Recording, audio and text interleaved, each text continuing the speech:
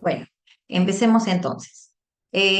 Como les decía, el marco normativo que vamos a utilizar el día de hoy para el tema de las medidas cautelares va a ser nuestra ley de arbitraje, que está aprobada por el Decreto Legislativo 1071 y sus modificatorias, y también vamos a usar la normativa de contratación pública, la flamante ley 32069 y su reglamento, las cuales han entrado en vigencia este año, el 22 de abril, ¿no? Estas son las normas que vamos a utilizar a lo largo de este webinar que tenemos programado para el día de hoy, ¿no?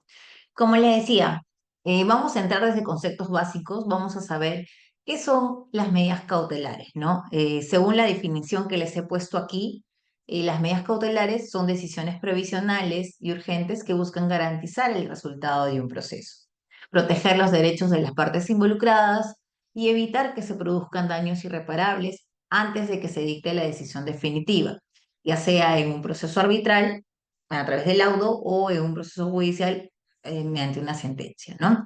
Estas medidas pueden ser solicitadas por la parte interesada y son dictadas por el juez o por el árbitro, según en el caso que nos encontremos, para preservar el estado de las cosas y evitar una situación que empeore durante el trámite del proceso principal, ¿no? En otras palabras, las medidas cautelares buscan garantizar la eficacia de la decisión final.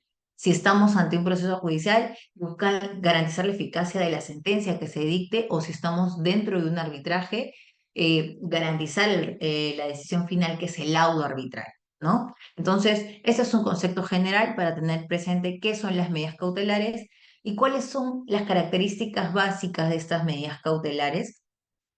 Son, como le decía, ¿no? Es una decisión provisional. ¿Por qué es provisional? Porque van a ser válidas durante lo que dure el proceso principal y van a perder efecto una vez que se dicte la decisión final. Una vez que se dicte el laudo, la sentencia, estas medidas cautelares perderán efecto, ¿no? Entonces, por eso que se dicen que son medidas provisionales. También son medidas preventivas porque se van a dictar antes que se resuelva el fondo de la controversia, es decir, lo que se pretende a través del proceso principal, ¿no?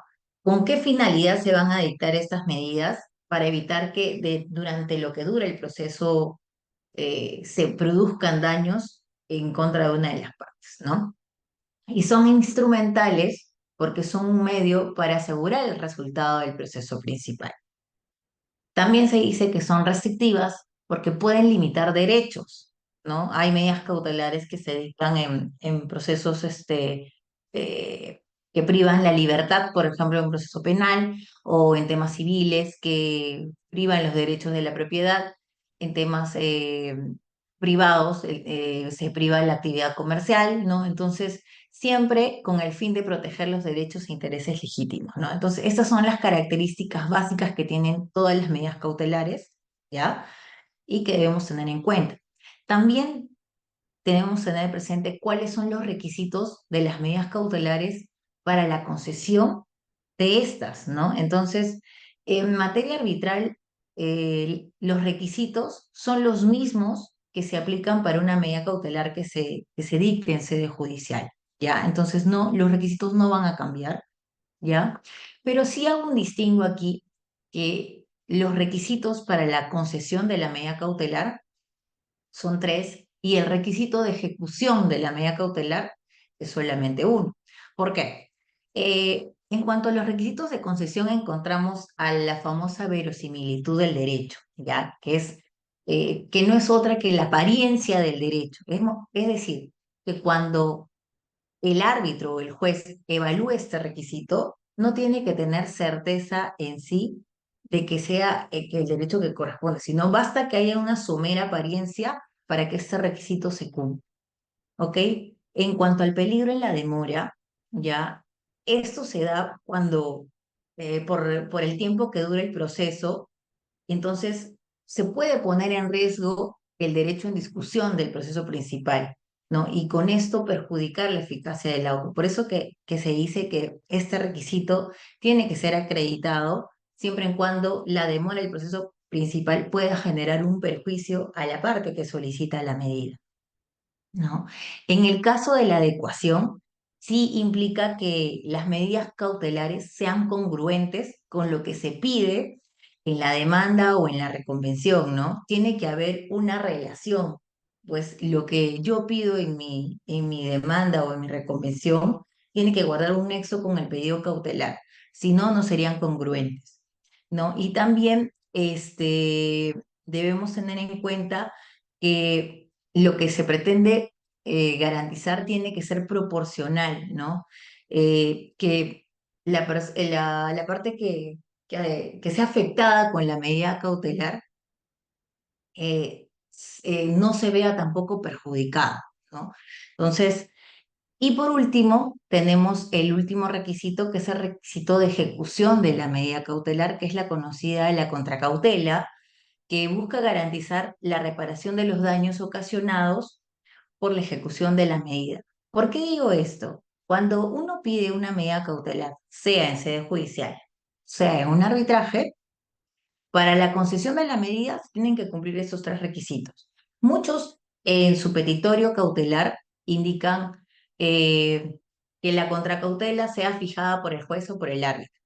Otros indican, ofrezco como contracautela una caución, una garantía, una carta fianza, no sé. Otros, de frente, cuando piden la medida cautelar, ya adjuntan la contracautela. Entonces, si bien una parte que ha cumplido con los tres requisitos primeros, que son los requisitos de concesión, ¿se podrían ver perjudicados si no adjuntaron una contracautela? No, porque el juez o el árbitro, al momento de admitir la medida cautelar, cumpliéndose con estos requisitos de concesión, puede darle un plazo a la parte y decirle, oye, te doy 5 días o 3 días, la contracautela que he fijado es esta, tienes que presentarla bajo percibimiento de que en caso de que incumplas, se deje sin efecto la medida cautelar que te he concedido. Por eso es que se dice que es un requisito de ejecución, no de concesión. ¿Ok?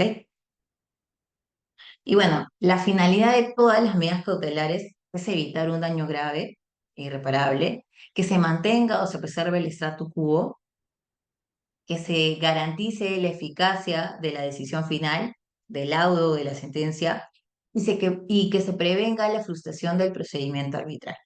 ¿Ya? Entonces, esa es la finalidad de todas las medidas cautelares que debemos tener presente, los conceptos básicos en general que les he dado para toda medida cautelar. ¿Ok? Ahora, pasemos a ver cómo está regulada la figura de la medida cautelar en nuestra ley de arbitraje. ¿Ya?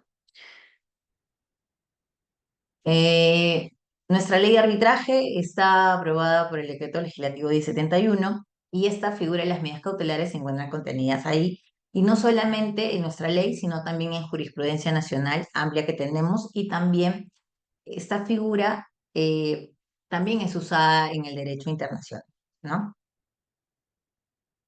En la ley de arbitraje se ha recogido ya las modalidades de medidas cautelares eh, de forma específica, ¿no? Entonces, ahí vamos a encontrar que nuestra ley ha recogido las medidas cautelares de no innovar, las medidas cautelares innovativas y las medidas para futura ejecución forzada, ¿no? Nosotros nos encontramos ante una medida de no innovar cuando se mantenga o se restablezca el statu quo, que es el estado actual de las cosas, ¿no? Nos encontraremos ante una medida innovativa cuando se adopten medidas que impidan algún daño inminente o menoscabo del proceso, o que se abstenga de realizar actos que podrían ocasionar un daño al proceso arbitral. Y también nuestra ley recoge las medidas para futura ejecución forzada, que van a proporcionar algún medio para preservar bienes y que permitan ejecutar el laudo bueno, el laudo, porque ya estamos en materia arbitral, el laudo que se emita, ¿no? Entonces, estas son las medidas cautelares, los tipos de medidas cautelares que ha recogido la ley de arbitraje, ¿no? Ahora, ¿cuándo puedo plantear una medida cautelar? ¿Cuál es la oportunidad? ¿Cuál es la autoridad competente ante quien debo pedir esta medida cautelar? ¿No? La oportunidad, según la ley de arbitraje, prevé dos momentos muy importantes. Una, que es antes de que el tribunal arbitral quede constituido, y otra es cuando ya el tribunal ha quedado constituido, después de su constitución, ¿no? Pero previo a ello quiero hacer un distingo entre lo que significa, qué significa el inicio de un proceso arbitral y qué significa la constitución del tribunal arbitral.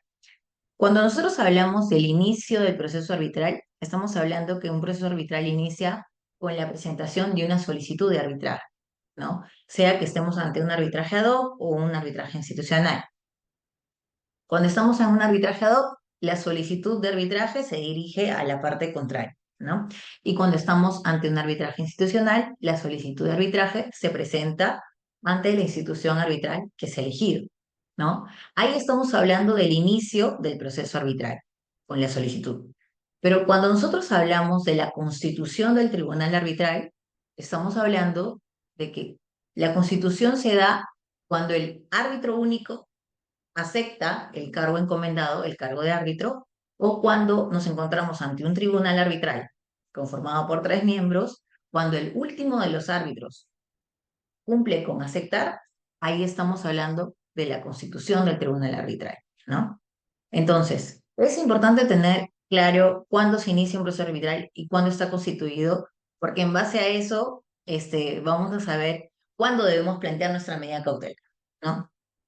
Bueno, habiendo aclarado ese punto, entonces, como les seguía diciendo, la ley de arbitraje ha establecido 2 momentos cruciales para interponer las medidas cautelares, antes de la Constitución y después. Antes de la constitución del Tribunal Arbitral, las partes pueden solicitar medidas cautelares ante la sede judicial, ante el Poder Judicial. Este va a ser el órgano competente para dictar medidas cautelares, ¿ya? Y después de la constitución del Tribunal Arbitral, ya las partes pueden pedir medidas cautelares directamente al tribunal arbitral, ¿ya? Entonces, algunos me dirán, doctora, pero en la práctica vemos que hay medidas cautelares que están siendo dictadas por árbitros de emergencia. ¿Por qué no las he consignado en esta diapositiva? ¿Por qué? Porque la figura del árbitro de emergencia no está regulada expresamente en la ley de arbitraje. Es una figura que ha sido incorporada eh, en muchos reglamentos de centros de arbitraje de nuestro país, que lo vamos a ver, sí, pero quería hacer este distingo respecto a lo que prevé la ley de arbitraje actualmente, expresamente, ¿no?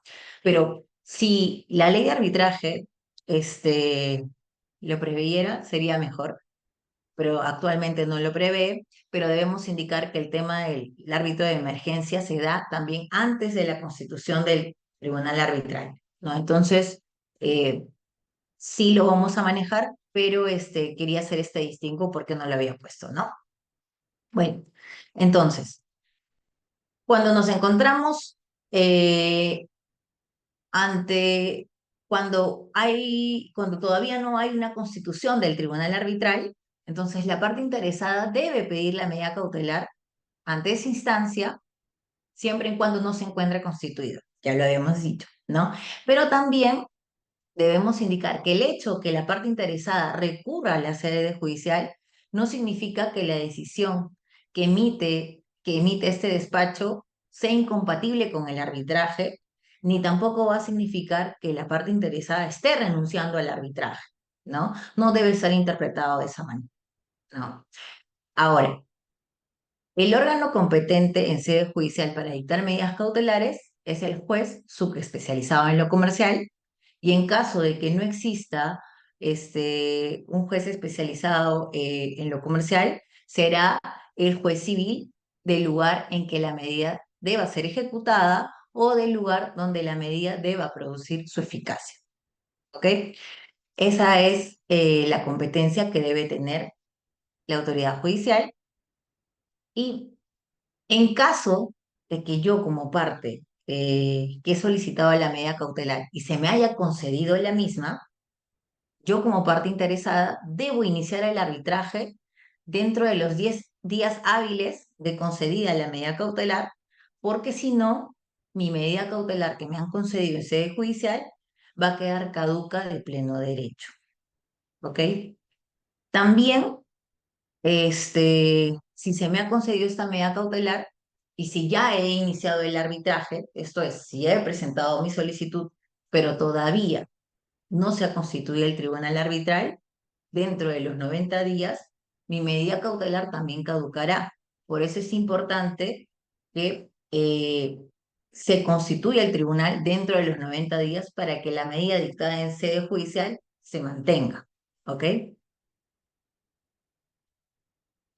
Ahora, en la ley de arbitraje, eh, en el año 2020, salió el decreto de urgencia 20-2020 que modificaba e incorporaba un numeral, el numeral 2 al artículo 8 de la ley de arbitraje, ¿no? Que era específicamente que decía, cuando el Estado sea la parte afectada con una medida cautelar, la parte privada tenía que ofrecer como contracautela una fianza bancaria, patrimonial, solidaria, incondicional y de realización automática, por el tiempo que dure el arbitraje, pero esa tendría que ser establecida por el juez o por el tribunal arbitral por un monto mayor o igual a la garantía de fiel cumplimiento, ¿no? Entonces, pero como podemos ver, esta incorporación que hace el legislador a nuestra ley de arbitraje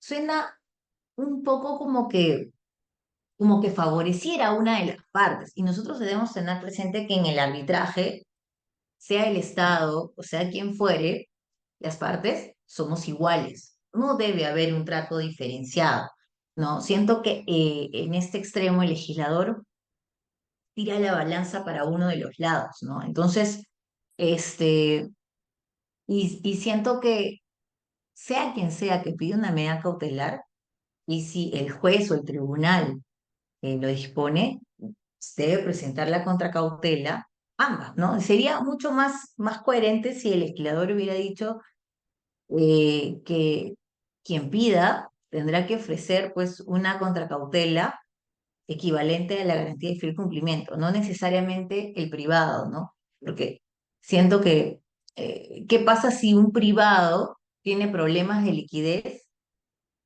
y, y de por sí está en un, ya no tiene como para pagar una contracautela equivalente a una garantía de fiel cumplimiento? Entonces, ¿qué estaríamos haciendo con eso? Limitando el acceso de esta parte a la tutela cautelar efectiva, ¿no? Entonces, eso no iría en contra un poco los derechos, de un derecho constitucional, ¿no? Que debe contar toda persona con el acceso a la justicia.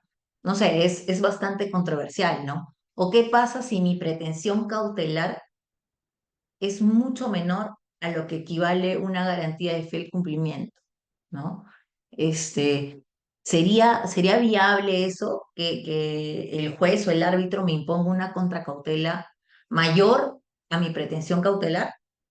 No es proporcional, ¿cierto? Entonces, esta incorporación en su oportunidad generó muchos cuestionamientos, ¿no? Muchos cuestionamientos y que, bueno, en la mayoría de arbitrajes que tenemos nosotros, donde participa el Estado, que están regulados por la normativa de contrataciones, han habido ciertas precisiones y cambios al respecto que vamos a ver ahora en la parte final, cómo se ha ido modificando, cómo el legislador ha tratado de cubrir esos vacíos, ¿no? Entonces, pero igual siento que igual queda este sinsabor de que se está dando un trato diferenciado, ¿no? Que no debería ser así y que se debe evaluar el tema de una medida cautelar en base al caso en concreto, ¿no? No de por sí establecer desde ya una contracautela específica, porque recordemos que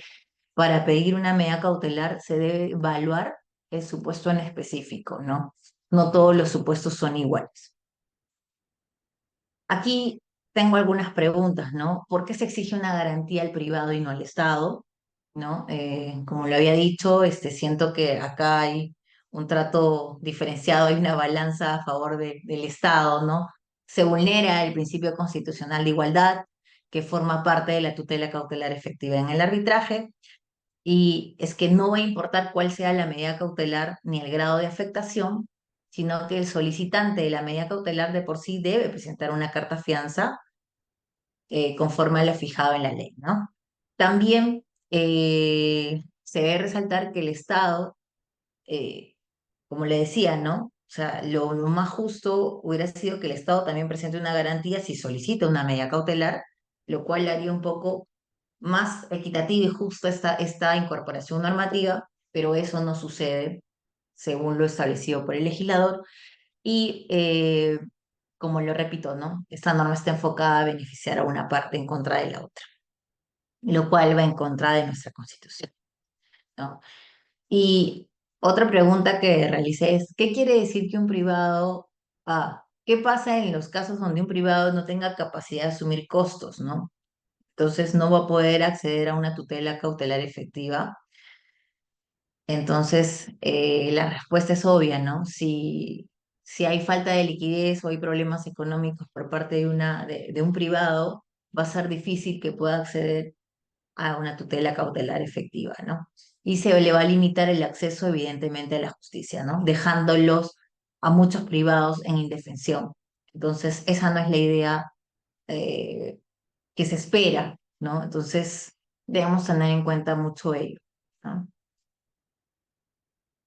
Y bueno, si bien, como les decía, la ley de arbitraje no ha regulado el tema del árbitro de emergencia, no debemos dejar de lado que esta figura independientemente que no esté regulada expresamente en la ley de arbitraje, es una figura que funciona a nivel internacional, ¿ya? Y que fue usada por primera vez en el reglamento, incorporada en el reglamento de la ICC, ¿no? Y que viene funcionando muy bien. Entonces, lo mismo ha pasado en nuestro país. Muchas instituciones arbitrales en sus reglamentos han incorporado esta figura, ¿no? Y recientemente, la única norma que está regulando esta figura del árbitro de emergencia es la normativa de contrataciones que también ha incorporado dentro de sus modificatorias esta figura, que la vamos a tocar en breve. Pero bueno, aquí quería decirles que bueno, la ley no la regula expresamente, pero sí ha sido iniciativa de las instituciones arbitrales y su regulación o el procedimiento de ese tipo de arbitraje se encuentra detallado en el reglamento de cada institución arbitral, ¿no? ¿Qué entendemos por un arbitraje de emergencia? Bueno, es cuando una parte tiene la necesidad eh, específica, ¿no? Tiene mucha necesidad de contar con una medida cautelar, pero se encuentra en un supuesto de que el tribunal arbitral aún no se ha constituido. Según la ley de arbitraje, esta parte puede hacer uso del Poder Judicial, sí, pero también la ley de arbitraje no prohíbe el uso del arbitraje de emergencia, ¿no? Entonces, por lo tanto, si la parte tiene mucha necesidad y sabe que en un proceso judicial, bien o mal, para pedir una medida cautelar va a demorar un poco el pronunciamiento, puede hacer uso de esta figura siempre y cuando su convenio arbitral no lo prohíba, ¿no? Entonces, considero que el arbitraje de emergencia es una solución de las instituciones arbitrales cuando una parte necesita una medida cautelar de forma urgente, ¿no? Pero no cuenta, en este caso, con un tribunal constituido. Por eso es que los requisitos o las características básicas de un arbitraje de emergencia es que se deba realizar esta figura antes de que el tribunal esté constituido y va a depender de la parte interesada si decide acudir a un juez o hacer el uso de esta figura y como sabemos, y lo he dicho, ¿no? El arbitraje de emergencia es mucho más rápido que recurrir a la sede judicial, ¿no? Ahora, también una desventaja es que es un poco más costosa que la sede judicial y no podemos dejar de lado que en nuestro país, si bien es cierto, han habido muchos centros de arbitraje que han incorporado esta figura, lo real y concreto es que algunos centros también han hecho mal uso de esta figura, ¿no? Hasta tal punto de que muchos cuestionen el uso de esta figura de emergencia, ¿no? Entonces, yo considero, y esta es una opinión personal, que el problema no es la figura del arbitraje de emergencia. El problema está más que todo en los profesionales que elegimos, ¿no? O en las instituciones arbitrales de dudosa reputación, que también a las que se recurren, ¿no? Entonces, no va por un tema de que la figura no funcione, va por un tema más de la ética de los profesionales y de las y de qué clase de institución arbitral estamos escogiendo para recurrir a hacer uso de estas figuras, ¿no? Porque eh, vamos a ver, ¿no? Que en la normativa de contrataciones se aplica esta figura, pero de una forma más restrictiva, ¿no? A diferencia de cómo se ha venido utilizando con anterioridad, ¿no? Y bueno, sí hay ventajas en el arbitraje de emergencia.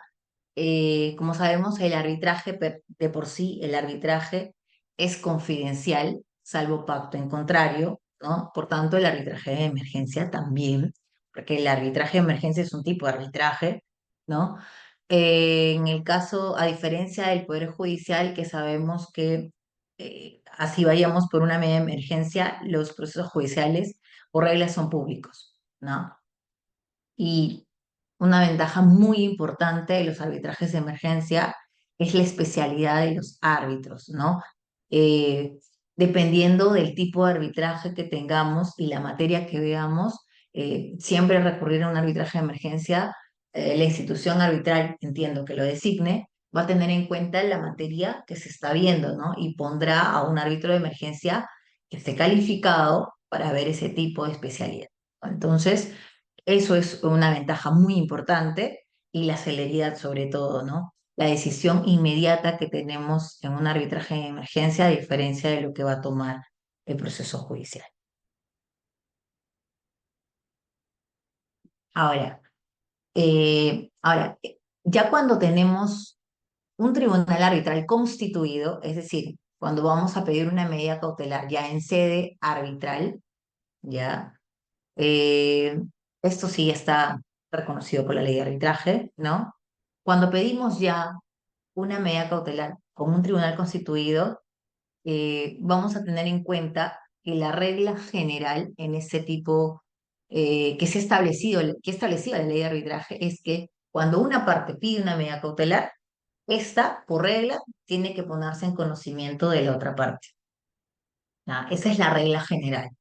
Sin embargo, eh, hay una regla excepcional que dice, salvo que la parte interesada que pida la medida cautelar justifique la necesidad de no hacerlo, de no correr traslado, que si corres traslado de de la solicitud cautelar a la otra parte, podrías frustrar la eficacia del laudo, ¿no? Entonces, pero esta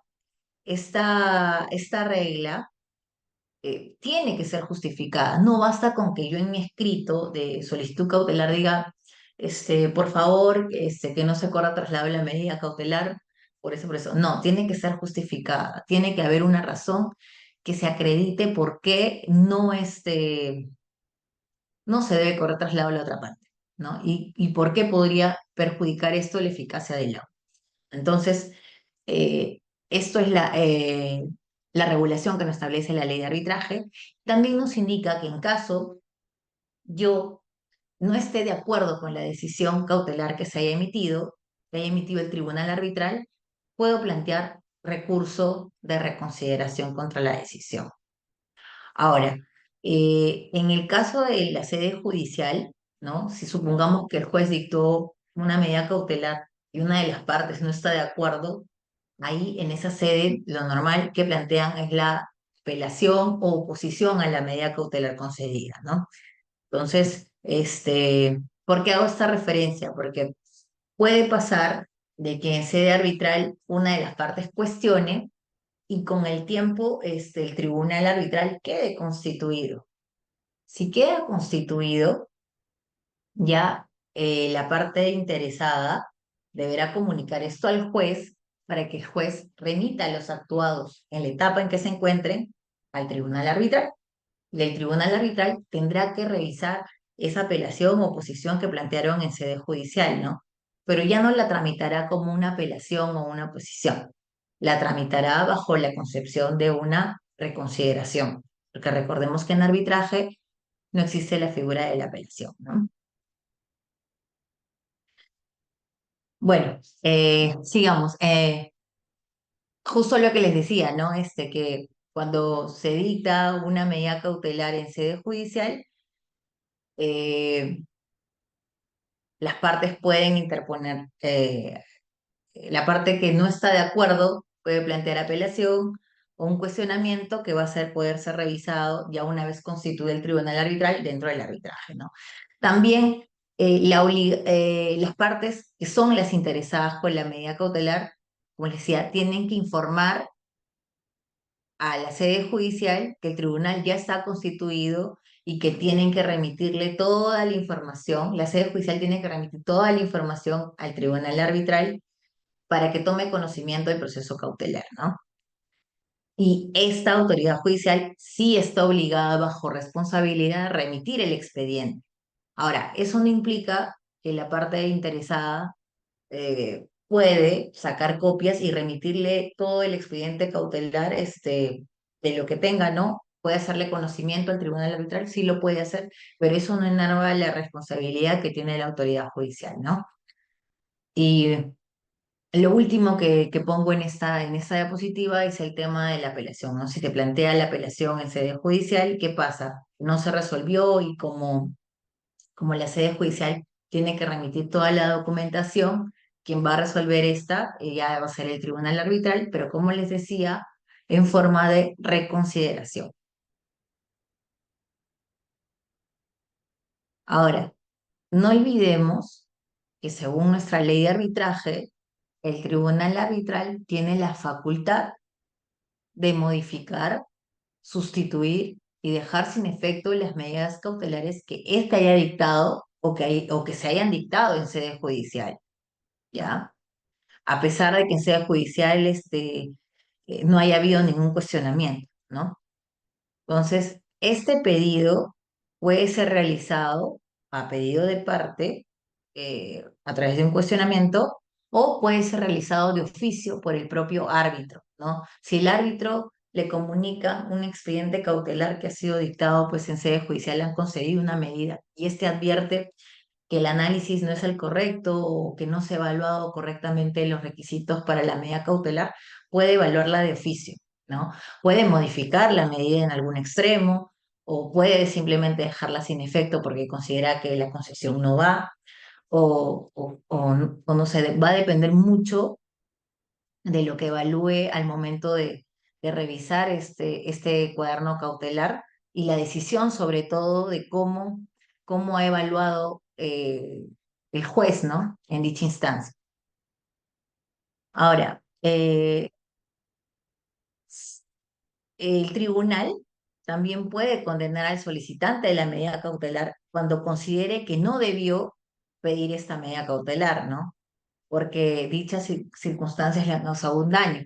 ¿Cómo lo va a condenar con el tema de la contracautela, ¿no? Por eso se plantea una contracautela cuando aparentemente vimos que cuando evaluó el juez o el tribunal arbitral había una mera apariencia de derecho, pero al final cuando se lauda, se observa que la parte que pidió la medida cautelar no tenía el derecho, ahí la parte afectada con la medida cautelar va a ser resarcida con esa contracautela, ¿no? Entonces, eso es lo que regula nuestra ley de arbitraje y también recoge la figura de la ejecución de las medidas cautelares, ¿no? En el tema de las medidas cautelares debemos saber que el tribunal arbitral, a diferencia de la autoridad judicial, carece un poquito de coercio. No tiene la coerción que sí tiene la sede judicial. Entonces, cuando preguntamos, ¿puede el tribunal ejecutar las medidas cautelares concedidas? ¿No? Sean concedidas, el tribunal se encuentra facultado en ejecutar las medidas cautelares a pedido de la parte, ¿no? Salvo que requiera la asistencia de la fuerza pública, ¿no? Entonces, hay casos, y eso está previsto ya en el artículo 48 de la ley de arbitraje. Como sabemos, el tribunal, y les había dicho, no cuenta con la coerción, ¿no? No cuenta, no tiene fuerza de coercio directa, ¿no? Por lo que si una parte no cumple con lo decidido en la medida cautelar, la parte interesada tiene que recurrir al Poder Judicial para hacer cumplir esta medida, ¿no? Pero ojo, aquí, una vez que la parte interesada va a la sede judicial para que se haga cumplir la medida concedida por el tribunal, el juez no puede revisar la forma ni el fondo de la decisión arbitral. Entonces, solamente se limita a ejecutarla. Y si considera, ¿no? Si considera que hay una, algo que no le queda claro, podrá solicitarle al tribunal arbitral, a la autoridad judicial, alguna aclaración, ¿no? Pero nada más, ¿no? Entonces, también, una vez que la autoridad judicial ejecute la medida cautelar que se concedió, este despacho judicial tiene que comunicar al tribunal que esto ya ha sucedido, ¿no? Y remitir copias certificadas de lo actuado respecto a la ejecución, ¿no? Entonces, esto es lo más importante en cuanto a la regulación que ha previsto la ley de arbitraje, ¿no? Eh, de manera general para todo tipo de proceso arbitral, ¿no? Ahora vamos a ver las medidas cautelares en la normativa de contrataciones para este tipo de eh, procesos, ¿no? Entonces, como sabemos, las medidas cautelares en la normativa de contrataciones con el Estado, ¿no? En ese tipo de contratos, muchas veces van a surgir situaciones urgentes en las que los contratistas necesitan proteger derechos ante decisiones unilaterales que han sido dictadas por la parte contraria, por la entidad, entidad estatal, ¿no? Entonces, estas medidas cautelares lo que buscan es evitar futuros daños que sean irreparables durante el proceso arbitral, ¿no? Entonces, van a querer garantizar la eficacia de la decisión final del laudo. Entonces, eh, vamos a ver cómo la normativa de contrataciones regula la figura de medidas cautelares en este tipo de arbitrajes. Primero, respecto a la competencia, ¿no? Y a las exigencias formales que pide en esa normativa. En el artículo 85 de la Ley General de Contratación Pública, nos indica que el juez competente para dictar este tipo de medidas cautelares es el juez especializado en lo comercial y en su defecto el juez civil, ¿no? Entonces, ello antes de la constitución del tribunal arbitral, ¿ok? Que es la misma regulación que establece la ley de arbitraje, lo mismo. Hasta ahí vamos igual. Sin embargo, el artículo 85 te dice que la solicitud cautelar siempre se debe tramitar con traslado a la otra parte, con traslado al Estado, ¿no? Sin embargo, en la ley de arbitraje, nosotros habíamos visto que la ley señala la regla general es que siempre se corra traslado, pero de forma excepcional, salvo que la parte que solicita justifique por qué no se debe correr traslado, el juez puede resolver sin traslado. Pero aquí la regla, sea como sea, siempre es con traslado. ¿Ok? Y para la contracautela, el legislador en materia de contrataciones nos pone requisitos específicos, ¿no? Y también, al igual que la ley de arbitraje, dice que la contracautela debe ser ofrecida siempre por el contratista, ¿no? Entonces, si nos encontramos en materia de contratación pública, en un supuesto que alguna entidad quiera pedir una medida cautelar, no es obligatoria la presentación de una contracautela, ¿no? Que la ley no lo prevé. Tendría que ser evaluado por el tribunal arbitral o el juez al momento, pero no es tan restrictiva como sí lo señala ahora, ¿no? Se vuelve a repetir lo que se señaló en la ley de arbitraje, que solamente el contratista, el privado tenía que presentar contracautela, ¿no? Aquí también, en la normativa de contrataciones, el contratista tiene que ofrecer contracautela. Y esta contracautela, como les decía, es obligatoria, ¿no? Aquí el contratista que solicite una medida cautelar, ya sea en sede judicial o en sede arbitral, esto es antes o después de la constitución del tribunal, debe ofrecer a favor de la entidad contracautela, siempre, ¿ya? Pero ahora ya el legislador ya no solamente pide carta fianza, sino ahora ya también piden el tema de la caución juratoria. Pero esta caución solamente va a ser válida para contrataciones de hasta 200 UITs, que al cálculo, conforme a la UIT del presente año, se ha sacado que es 107.000 soles, ¿no? Y para el caso de las MIPES. Entonces, solamente en esos supuestos aplica como contracautela la caución. En todos los demás, en todos los demás, sí debe ser carta fianza. Ahora, y respecto a la carta fianza, el legislador ha puesto ciertos requisitos, ¿no? Que son los mismos que establece la ley de arbitraje, que sea una carta fianza financiera, patrimonial, bancaria, incondicional, solidaria, irrevocable y de realización automática, ¿no? Y que estos requisitos deben ser cumplidos por el contratista bajo responsabilidad, ¿no? Pero también señala expresamente que aquí el juez o el tribunal arbitral tiene que verificar estos requisitos al momento de recibir la contracautela, ¿ya? También en la normativa de contrataciones hacen una precisión y tratan de subsanar un error que se había dado con el decreto de urgencia 20-2020. Aquí les voy a leer la primera parte, ¿no? Si la medida cautelar se refiere a la validez, resolución o eficacia del contrato, el monto de la contracautela tiene que ser igual o mayor a la garantía de fiel cumplimiento. Esta regulación es parecida a lo que se establecía en el decreto de urgencia. Pero acá viene lo nuevo, ¿no? Pero si el monto de la pretensión cautelar cuantificable es menor a la garantía de fiel cumplimiento, la contracautela será equivalente al monto de la pretensión cautelar. ¿Por qué el legislador incorporó esto? Por los problemas que surgían y que se daban con la regulación establecida en el decreto de urgencia. Porque ahí, en la regulación que se establecía en el decreto de urgencia 20-2020, que modificaba la ley de arbitraje, se establecía que para todas las medidas cautelares donde participe el Estado, tenían que ser equivalentes al monto de la garantía de fiel cumplimiento.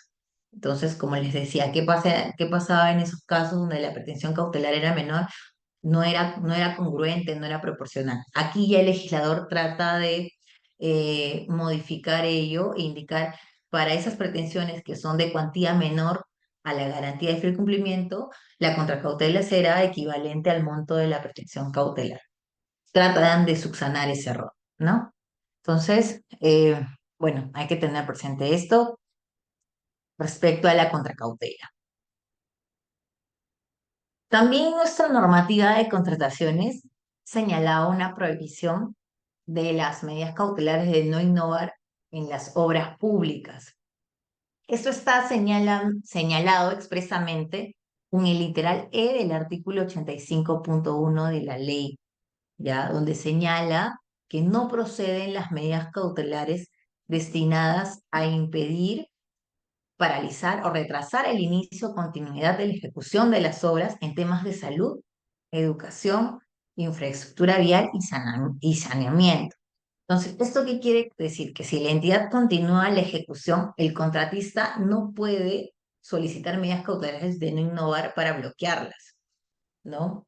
Entonces, esto ha generado un poco de controversia en cierto sector de la doctrina, no solo de la doctrina, sino de profesionales vinculados también al tema de contratación pública, porque algunos dicen que sí, lo que busca el espíritu de la norma es que evitar retrasos y que se continúen con la ejecución de las obras en beneficio de la sociedad. Pero otros dicen, oye, pero esto es un poco peligroso. ¿Por qué? Porque ¿qué pasa en un supuesto de que una entidad me resuelve el contrato y vemos que es una resolución que no cumple con las formalidades eh, eh, por las que se debe dar, ¿no?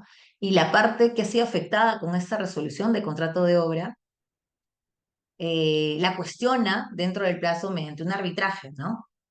Pero también quiere hacer uso de una medida cautelar de no innovar, pero no va a poder hacerla porque la norma lo prohíbe, porque lo que hubiera hecho el contratista es pedir la paralización de la ejecución de la obra, ¿no? Hasta que se emite un pronunciamiento sobre la resolución del contrato, ¿no?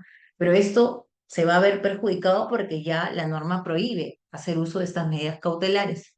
Entonces, ¿qué podría generar esto? Que a pesar de tener una resolución que puede ser cuestionable, ¿no? Emitida por la entidad, que no cumpla con las formalidades, el contratista va a tener que seguir ejecutando porque la obra no puede verse paralizada. ¿Y esto qué va a generar? Perjuicios a la entidad, no solamente porque en el supuesto que el tribunal arbitral resuelve y diga que esta resolución de contrato es inválida, la entidad va a tener que pagar al contratista, eh, si culminó con ejecutar la obra, la culminación de la obra, ¿ya? Y también los daños por la ilegal forma de resolver el contrato. Entonces, eso bien o mal, eh, no va a beneficiar al Estado, ¿no? Porque va a generar muchas más pérdidas de las que se pretenden evitar, ¿no? Entonces, habría que tener mucho cuidado con esta regulación.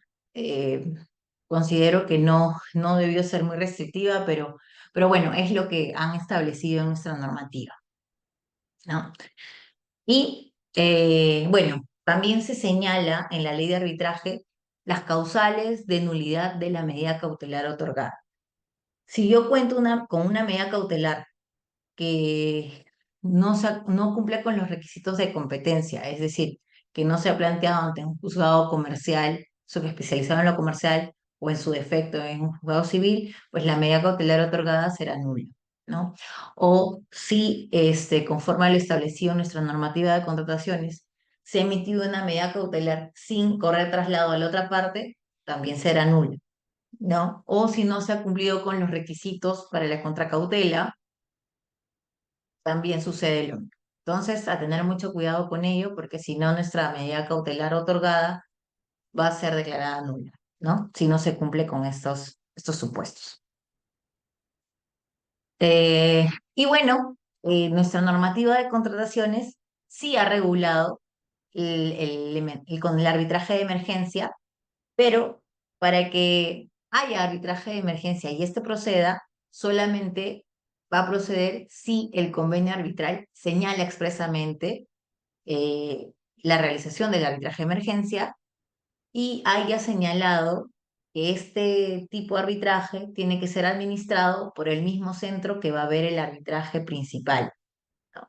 Entonces, eso también debe cumplirse, y no solamente ello, sino también que la institución arbitral a la que se ha señalado debe contar con un reglamento que regule esta figura, ¿no?